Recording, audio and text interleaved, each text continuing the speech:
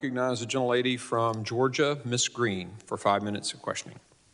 Secretary Mayorkas, I want you to look at these innocent Americans.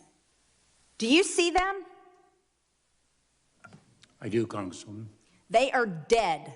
They're from Dalton, Georgia, in my district. They're dead because a 17-year-old, likely affiliated with the cartels, was smuggling illegal aliens into our country in Texas, breaking our laws, and this happens every single day in our country.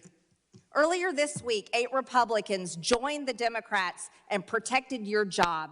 But I want you to know, you have a short time coming. You can honorably resign, or we are going to impeach you, and it's happening very, very soon. Mr. Wray, do you remember on October 18th, when the Capitol complex was illegally occupied, breaking same laws that you have hunted down Americans for from January 6th? Are you familiar with this? I don't recognize the picture that you're holding. Well, because maybe your agents haven't been doing a good job into investigating the organizers that broke the law, illegally occupied this very building that we're sitting in right now, and over 300 of them were arrested. Some of them attacked police officers.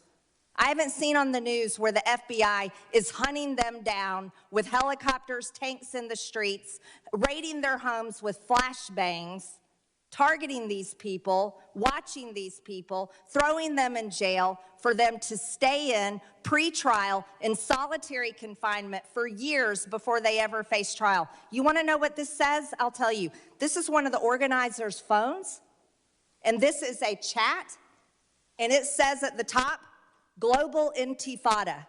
Now, while we're talking about terrorism today, are you familiar with the term Intifada?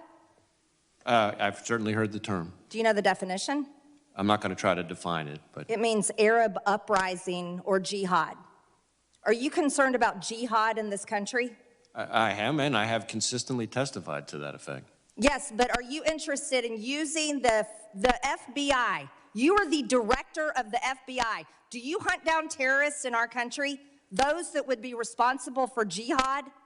Absolutely, and that's why we've had jihadist-inspired terrorism at our highest national threat priority level since the day that I started as FBI director. Do you still use the Southern Poverty Law Center as a source? You use them. The FBI used the Southern Poverty Law Center as a source when targeting Catholics. Are you still using the Southern Poverty Law Center as a source? Congresswoman, what I think you're referring to is the so-called Richmond intelligence product, which as soon as I learned about it, I was horrified, withdrew it. We had an inspection done, and part of the problem that we found with that particular product by that particular office is precisely what you're talking about, the reliance on the Southern Poverty Law Center and the way in which they relied on it. Well, you relied on the Southern Poverty Law Center, but I would have you know, Mr. Wray, that this one right here, this person involved in the Global Intifada group that illegally, they broke the law, came in and occupied the Cannon Office House building, interrupted Congress, interrupted hearings. Right here, Katrina Bleakley is the lead attorney for the Southern Poverty Law Center. Were you aware of this? Congresswoman, as I said, I haven't seen the photos that you're holding up before.